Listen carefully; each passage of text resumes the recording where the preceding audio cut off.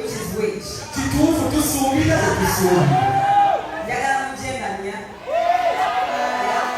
Njagala byomwangula etiketi y'enganya. Gwe kennyini ogyerabireko wakusuubira wakusuubira.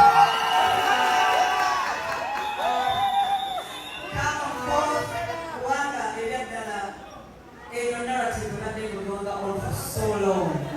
Balumpadde emyaka gyonna. Tetwagala kumanya ku luno lutuufu. Si bituufu. Tukyero bwe tumanyi.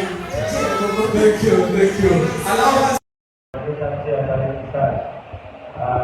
Jenga kakyolekera concert ey'okubeera nga yangumula obwagabi tukisaanidde okwebaza. Ku lunaku olwo tusobole tugenda kwalipeeringayo abaana nga bogenda mugreat bofunye mu kukola ebitala bisatu bwebatemwebaza. Then my second question is, era olisaba kulabirako ogerawo bateeka okulabirako kubeera omuyimbi asinga omukyala mu ggwanga ate era n'obeera ekyokulabirako mu kukola sente. Shiba era olisaba kulabirako okubeera nti olina ekyotaddewo abalala kye batanakola kyolina okulabako olwo.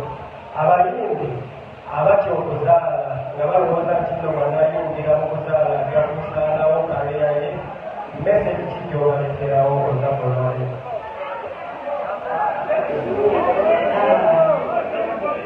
Naye ssebo abayimbi abazadde obamanyi bulungi myaka bazaala.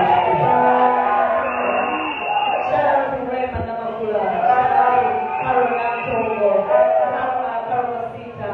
Shout out to Vika. Joseph Becky. Shout out to Vika. Shout out to William Watson. I mean, women, they do love that woman. That's the woman I'm very feminist.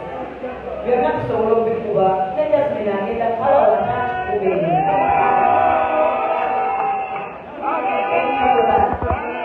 All right. Keep it short.